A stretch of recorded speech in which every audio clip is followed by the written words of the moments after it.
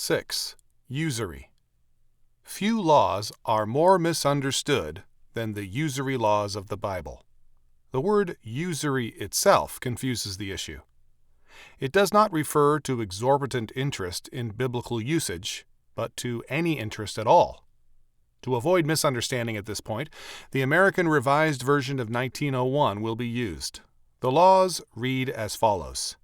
If thou lend money to any of my people with thee that is poor, thou shalt not be to him as a creditor, neither shall ye lay upon him interest. If thou at all take thy neighbor's garment to pledge, thou shalt restore it unto him before the sun goeth down, for that is his only covering. It is his garment for his skin. Wherein shall he sleep? And it shall come to pass when he crieth unto me that I will hear, for I am gracious. Exodus 22:25-27. And if thy brother be waxed poor, and his hand fail with thee, then thou shalt uphold him. As a stranger and a sojourner shall he live with thee. Take thou no interest of him or increase, but fear thy God, that thy brother may live with thee. Thou shalt not give him thy money upon interest, nor give him thy victuals for increase. I am Jehovah your God, who brought you forth out of the land of Egypt, to give you the land of Canaan, and to be your God. Leviticus 25:35-38. Thou shalt not lend upon interest to thy brother, interest of money, interest of victuals, interest of anything that is lent upon interest. Unto a foreigner thou mayest lend upon interest, but unto thy brother thou shalt not lend upon interest, that Jehovah thy God may bless thee in all that thou puttest thy hand unto, in the land whither thou goest in to possess it. Deuteronomy 23:19-20. First of all, in 2 of the 3 statements of this law, it is specifically stated that the law has reference to the poor, and moreover to poor fellow believers or covenant members. Deuteronomy is in part a summary of the law, and apparently assumes the same fact. This point is very important, in that much of the misunderstanding of this law stems from misconstructions of the word brother. For centuries, the Church assumed that brother referred to every believer, and it accordingly banned all interest among Christians. The Talmud followed a similar interpretation. All interest payments between Israelites were forbidden. However, a variety of evasions arose, and it became the practice for an Israelite to ascribe his money to a Gentile, and he lends it to an Israelite on interest. A number of technicalities were also developed, whereby interest could be exacted without being regarded as interest. The same was true of medieval theory and practice. Calvin altered this brotherhood thesis. In Nelson's curious terminology, he, quote, charted the path to the world of universal otherhood, where all became brothers in being equally others, end quote. Nelson's conclusion is highly questionable. Calvin clearly recognized that the law did not abolish interest, but rather called for help to the deserving poor brother. And commenting on Exodus 22:25, Calvin stated, quote, the question here is not as to usury, as some have falsely thought, as if he commanded us to lend gratuitously and without any hope of gain. But since in lending private advantage is most generally sought, and therefore we neglect the poor, and only lend our money to the rich, from whom we expect some compensation, Christ reminds us that if we seek to acquire the favor of the rich, we afford in this way no proof of our charity or mercy, and hence he proposes another sort of liberality, which is plainly gratuitous, in giving assistance to the poor, not only because our loan is a perilous one, but because they cannot make a return in kind, end quote. The point Calvin then made boldly, breaking with the entire tradition stemming from Aristotle, which held all interest to be an evil, was that interest is not in itself evil. Calvin had no liking for interest or for money lending. He was conscious of the weight of prejudice against it, and he stated that he would prefer a world without it. Quote, but I do not dare to pronounce upon so important a point more than God's words convey. I have then admonished men that the fact itself is simply to be considered, that all unjust gains are ever displeasing to God, whatever color we endeavor to give it. But if we would form an equitable judgment, reason does not suffer us to admit that all usury is to be condemned without exception. If the debtor have protracted the time by false pretenses to the loss and inconvenience of his creditor, will it be consistent that he should reap advantage from his bad faith and broken promises? Certainly no one, I think, will deny that usury ought to be paid to the creditor in addition to the principal to compensate his loss. If any rich and moneyed man, wishing to buy a piece of land, should borrow some part of the sum required of another, may not he who lends the money receive some part of the revenues of the farm until the principal shall be repaid? Many such cases daily occur in which, as far as equity is concerned, usury is no worse than purchase. Nor will that subtle argument of Aristotle avail, that usury is unnatural, because money is barren and does not beget money. For such a cheat as I have spoken of might make much profit by trading with another man's money, and the purchaser of the farm might in the meantime reap and gather his vintage. But those who think differently may object that we must abide by God's judgment when he generally prohibits all usury to his people. I reply that the question is only as to the poor, and consequently, if we have to do with the rich, that usury is freely permitted, because the lawgiver, in alluding to one thing, seems not to condemn another, concerning which he is silent." End quote. The total condemnation of interest has led to very ugly moral consequences. Moneylenders and bankers have as a class been regarded with distrust because of the lingering condemnation of usury. From the medieval period, such persons were seen as a kind of evil conspiracy against mankind, and this opinion has grown instead of subsiding. We are continually told by both conservatives and socialists that international bankers and the quote-unquote money trust are in conspiracy against mankind. Although no evidence for this is ever presented, the fable has been so often repeated that it is assumed to be true because so many people believe it. The 16th century Dean of Durham, the Reverend Dr. Thomas Wilson, a vigorous enemy of all interest, clearly revealed the moral confusion this position leads to. In describing the wickedness of moneylenders, Wilson cited an example.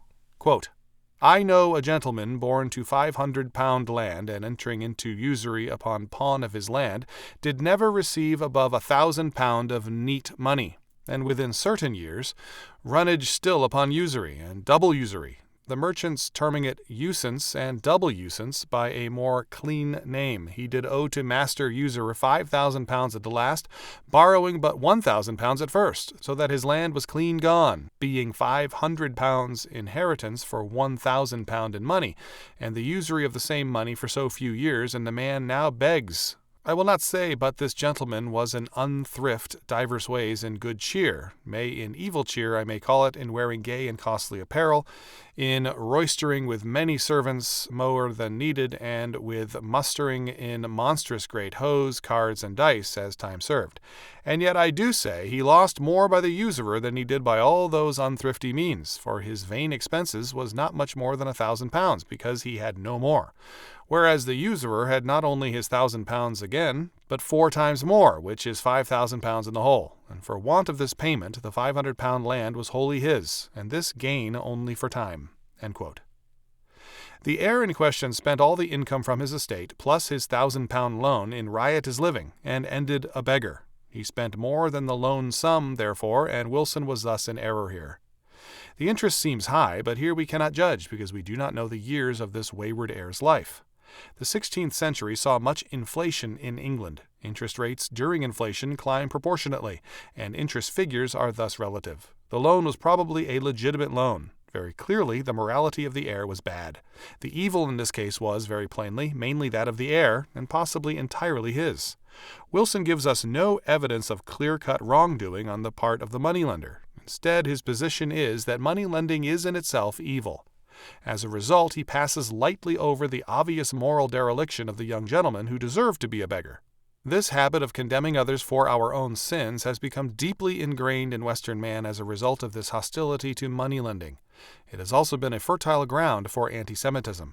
Second, the nature of the loan to the poor deserves careful attention. According to Reilersdam, commenting on Exodus 22:25-27, quote, "The real point is that in his regulations with a poor man, possibly his own employee, an Israelite must be generous. If he gives him an advanced payment on his wage, he must not insist on payment by the end of the day at the risk of the man's doing without the garment he has given as pledge for the loan." Verse 26. The original admonition was not so much a prohibition of interest as a demand that one be ready to risk an advance without material security. Amos 2:6 condemns Israelites for having treated such advances in a strictly legal manner, even at the cost of making the poor destitute. As a barter economy developed into a money economy, the problem of interest became increasingly acute. Deuteronomy 23:19-20, Leviticus 25:26. Between Israelites, interest on commercial loans was prohibited. In Hebrew, the word interest means bite. To take a neighbor's garment in pledge for any time longer than the working hours of the day when he does not wear it is equivalent to making him pledge his life. Compare with Deuteronomy 24:6-17. This prohibition ultimately makes enslavement for debt impossible." End quote. Rylersdam's evolutionary faith leads him to assume a later date for the laws in Leviticus and Deuteronomy, and hence a different meaning. For this there is no evidence. He is right, however, in citing this law as evidence of advance payment of wages. The pledge taken was of the outer garment or cloak in which the poor worker slept. The reference is to the poor people with the lender, to my people with thee that is poor, to people working on his land with him. The same meaning appears in Leviticus 25:35-38, and it is expanded. If a poor fellow believer who is employed by the well-to-do believer is in financial distress because of some crisis, he is to receive the same hospitality which a foreigner or a traveler would receive, the hospitality due to a visitor. The charity is thus to be gracious, and the loan without interest. Wright's comment on Deuteronomy 23:19-20 bears this out. Quote, "No interest is to be charged on loans to a fellow Israelite, though it is permissible in the case of a foreigner. Since most loans in Israel were for the purpose of relieving distress, the principle behind the law was that another's need should not be the occasion for profit. The use of loans in international commerce was for another purpose. Hence, the foreigner is excluded from the requirement." End quote. It is commendable when a rich man lends to poor fellow believers, but this is an act of voluntary charity, whereas the law, as the wording of Leviticus makes clear, requires this charity as mandatory towards employees. No rich believer has the ability to lend to every needy fellow believer. He does have the ability to help those whom he employs. His responsibility here is to advance them loans without interest against their wages and to give emergency loans in times of crisis. The prohibition against interest is thus limited to a specific type of case, and it involves more than a mere prohibition, in that an active duty towards those under our authority is required. Third, while charity is clearly the purpose of this law, charity is not confused here with a gift, a loss, or foolishness. A pledge or security can be, although it need not be, required. As Gary North points out, this forbids fractional reserve banking, in that the security cannot be used to negotiate a second loan, in that it is held by the lender during the day. The pledge requirement was a protection against irresponsibility on the part of the poor worker. If the poor worker were a trustworthy man, the employer would not require the pledge. The pledge or security was thus insurance against failure to repay or to work out the loan. The charity in this case is thus a gift of the interest, not of the loan. The indictments of usury in the prophets are indictments of loans to workmen at interest to seize their small holdings of land. In Psalm 15:5, such usury is coupled with taking reward against the innocent, that is, bribe-taking. In Proverbs 28:8 we are told that he that augmenteth his substance by interest and increase gathereth for him that hath pity on the poor. That is, the man who charges interest to his poor employees who are believers will be judged finally by God, and his wealth given to those who take pity on their poor brethren. Jeremiah faced the hostility of men who enslaved their fellow believers rather than helping them. Jeremiah 15:10. Ezekiel referred to the same kind of oppression. Ezekiel 18:13 and 22:12. Nehemiah required a return to the biblical law. Nehemiah 5:1-13. Jesus referred to the same kind of loan without interest in passing in Luke 6:34-35. His approval of interest on commercial loans is clearly apparent in Luke 19:23 and Matthew 25:27. Unger's summary statement is thus clearly in the main correct. Quote, "The Israelites not being commercial people, money was not often loaned for the purpose of business, but rather to aid the struggling poor. This last is the only kind of interest forbidden in the law, and the avoiding of this is sometimes given among the characteristics of the godly man." Psalm 15:5, Jeremiah 15:10, compare with Proverbs 28:8. The practice of mortgaging lands, sometimes at exorbitant interest, grew up among the Jews during the captivity in direct violation of the law, Leviticus 25:36, Ezekiel 18:8, 13, and 17, and Nehemiah exacted an oath to ensure its discontinuance, Nehemiah 5:3-13. Jesus denounced all extortion and promulgated a new law of love and forbearance, Luke 6:30 and 35. The taking of usury in the sense of a reasonable rate of interest for the use of money employed in trade is different and is nowhere forbidden, and is referred to in the New Testament as a perfectly understood and allowable practice, Matthew 25:27, Luke 19:23, end quote.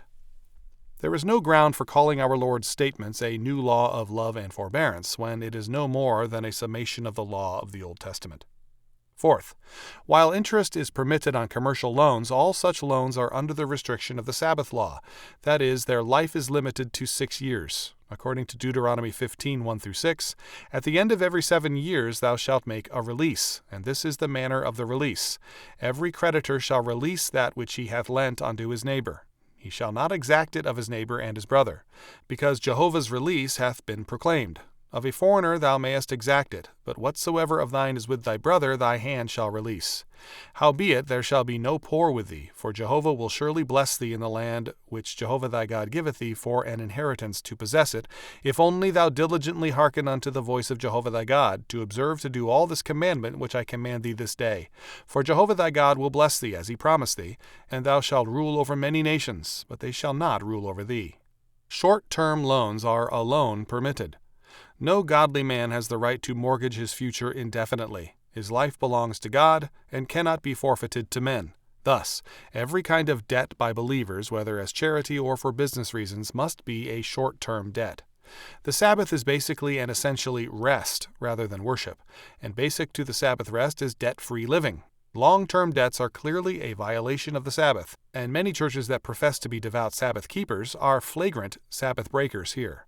The normal life of the covenant man is to be debt-free, to owe no man anything save the obligation of rendering tribute, honor, fear, and custom wherever due, and of rendering that love which is the fulfilling of the law. Romans 13:7-8.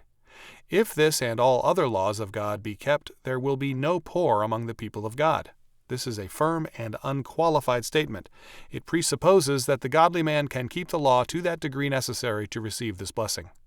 Fifth, the unbelieving are excluded from the charity required by this law, both the interest-free loans and the termination of the debt in the sabbatical year. The ungodly are already slaves to sin by nature. The true slave cannot be weaned from slavery, and it is foolishness to treat him as a free man.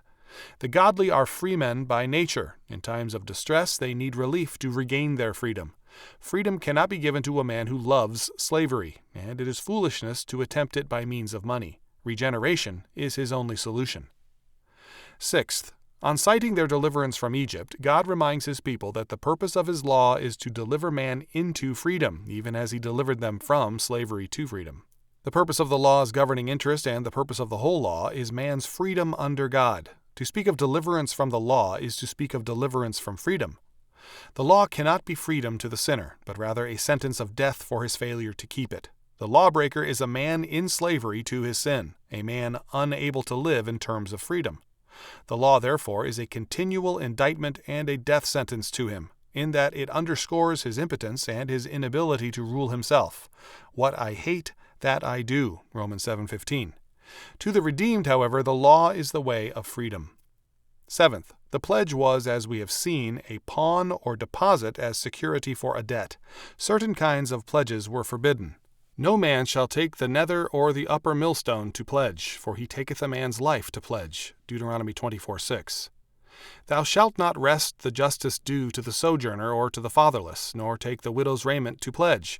But thou shalt remember that thou wast a bondman in Egypt, and Jehovah thy God redeemed thee thence. Therefore I command thee to do this thing. Deuteronomy 24:17-18. When thou dost lend thy neighbor any manner of loan, thou shalt not go into his house to fetch his pledge. Thou shalt stand without, and the man to whom thou dost lend shall bring forth the pledge without unto thee. And if he be a poor man, thou shalt not sleep with his pledge. Thou shalt surely restore to him the pledge when the sun goeth down, that he may sleep in his garment and bless thee. And it shall be righteousness unto thee before Jehovah thy God. Deuteronomy 24:10-13. That the reference in Deuteronomy 24:10-13 is essentially to workers serving a wealthy fellow believer appears in the passage immediately following, Deuteronomy 24:14-16. A pawn or pledge cannot involve anything necessary to a man's work or living, for to do so would be to endanger the man's life, that is, his freedom. Moreover, the dignity of the borrower cannot be broken or harmed. The widow's raiment cannot be taken from her, nor can a creditor enter a man's house to choose the pawn or pledge. Even a poor man's home has a sanctity which a creditor cannot challenge. A man's house is his castle. The source of this principle is Deuteronomy 24:10-13. The dignity of the borrower cannot be infringed by the man making the loan, whether with or without interest. The horror for degrading pawns is expressed in Job 24:9-10. There is, however, an analogous obligation on the part of the borrower. No man has the right to risk those things which are basic to his life and liberty, nor to borrow on those things, even if someone is ready to make the loan. The cloak of the poor workman, his sleeping garment, is as much as a man can pledge, and even then only for the daytime hours. The widow's cloak cannot be pledged. Eighth, failure to restore a pledge or pawn when repayment is made is robbery, and it is linked to pagan worship, adultery, theft, and murder, as is also exacting usury of a poor fellow believer. This appears clearly in Ezekiel 18:10-13. If he beget a son that is a robber, a shedder of blood, and that doeth any one of these things, and that doeth not any of these duties, but even hath eaten upon the mountains, and defiled his neighbor's wife, hath wronged the poor and needy, hath taken by robbery, hath not restored the pledge, and hath lifted up his eyes to the idols, hath committed abomination, hath given forth upon interest, and hath taken increase, shall he then live? He shall not live. He hath done all these abominations. He shall surely die. His blood shall be upon him. Ezekiel had in mind here the coming fall of Jerusalem, but he still cited God's basic judgment on all who fail to restore a pawn. The law here has been subjected to extensive attack by socialism and every form of totalitarianism. Statism assumes that its law, rather than God's regenerating power, is the principle of freedom. As a result, it legislates against biblical law. Modern civil liberty and civil rights legislation requires an equalizing of all men, so that an employer cannot hire or favor his fellow believers in distinction from unbelievers. The end result is the enslavement to the state of all men. The need for charity remains, but the state now makes itself the source of charity and the judge as to who shall receive it. An impersonal and political test replaces the test of faith.